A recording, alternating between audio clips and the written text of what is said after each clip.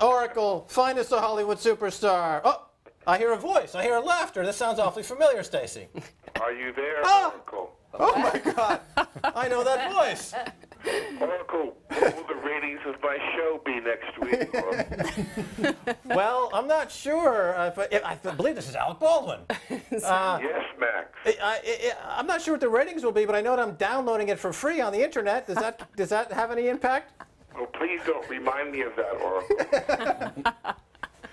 Oh my God! So in Los Angeles, Mr. Baldwin, thank you for agreeing with the Oracle to come on to the Oracle. We're having a discussion, a very spirited discussion with a journalist from Der Spiegel. We've got Nigel from HubDub.com. We've got Kerry Quinlan. We're talking about the merits of various cheeses, including the Parmesan cheese in Italy. Can you, how do you weigh on these weighty matters of cheese? I've learned the hard way that cheese and a big-ticket acting career don't go hand in hand. I see. So, but I am a Parmigiano-Reggiano fan. Now, I saw recently on your Facebook page that you had took a photo of yourself and you made reference to Orson Welles. Is this? Well, I'm headed there if I don't lay off the cheese. Stilton.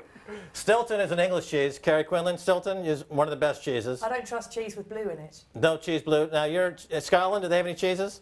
They have some up in Orkney, but I'd be more Wensleydale, I would, if I had a choice. Germany?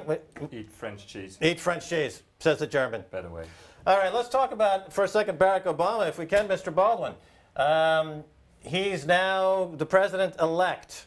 And it seems like the tenor of the world opinion seems to have shifted from, let's say, an anti-American posture during the previous administration to something more positive. Are you seeing that in Los Angeles and New York and places where you hang out? No, say that again. Am I seeing what? Are you seeing a kind of a shift in the perception of America to be more favorable now with Obama coming in? Well, I think that Americans, you know, typically they are pretty myopic and they're pretty, you know, focused on their own situation. Americans are very, very concerned about the economy. And many people are sad to see that the war has gone completely off the front pages. And the war has gone completely off the menu of conversation in terms of the political life of the country. All people care about now is money and the economy. And for me, and you and I have talked about this before, and I'd love to have somebody comment on this. You know, as soon as this country shifted so dramatically several years ago to every major pension plan, whether it was a corporate pension plan or a government-sponsored pension plan, whether it was county workers, municipal workers, or state workers, they just announced that Yale's endowment dropped 25%.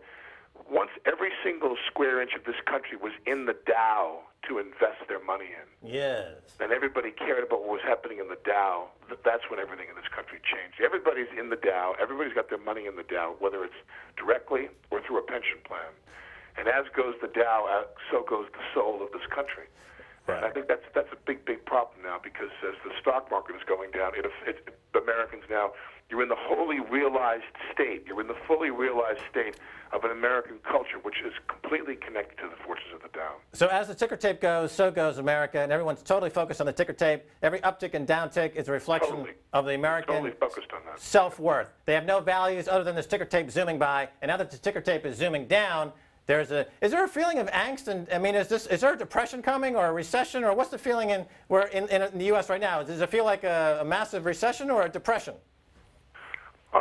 Well, depression, I think, I think most Americans don't know how to adequately define the distinction. And, they're led to believe that depression is more about rampant unemployment statistics. They're waiting for unemployment to hit,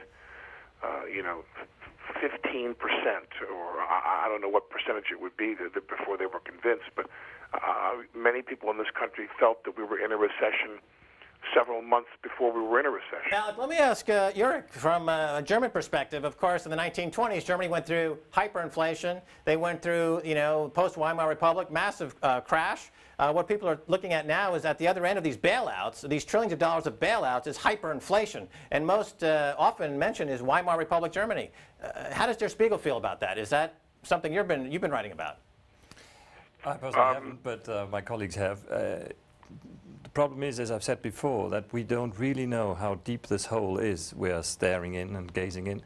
So we don't know when all this money that we throw in is coming up. So that would be the inflation thing. I don't know about it. I mean, for the time being, we have a recession. That is quite obvious. Prices start to fall, which actually the French media think is a good thing. That's quite typical. No, but that could, of course, come back as a big boomerang. And with all this, these bailout plans, we're talking about billions. You know, the millions of yesterday are the billions of today. Everybody is talking about billions. Well, trillions, actually. Well, trillions. Trillions. Yeah, no problem. Multiple of trillions. You're